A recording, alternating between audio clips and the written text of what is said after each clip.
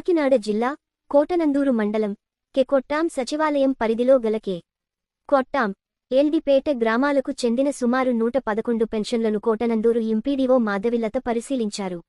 ఈ సందర్భంగా మీడియాతో మాట్లాడుతూ జిల్లా గ్రామీణ అభివృద్ధి సంస్థ పిడి ఆదేశాల మేరకు కె కొట్టాం సచివాలయంలో పరిధిలో ఉన్న కె కొట్టాం గ్రామంలో 77 పెన్షన్లును, ఎల్డిపేట గ్రామంలో 34 పెన్షన్లును లబ్ధిదారుల దగ్గర నుండి ఒరిజినల్ డాక్యుమెంట్లు పరిశీలించి లబ్ధిదారులను స్వయంగా చూసి పరిశీలించానని, ఈ నివేదికను 2 రోజుల్లో ఉన్నతాధికారులకు నివేదిస్తానని తెలియజేశారు.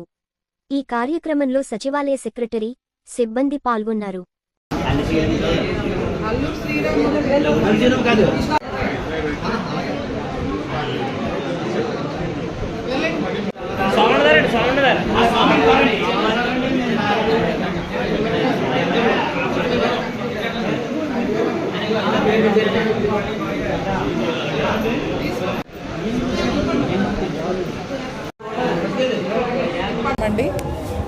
ఈరోజు కే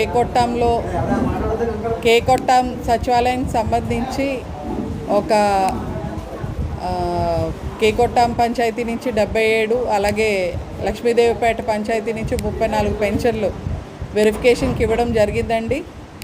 పీడీడీఆర్డీఏ కాకినాడ వారి నుంచి మాకు రావడం జరిగింది.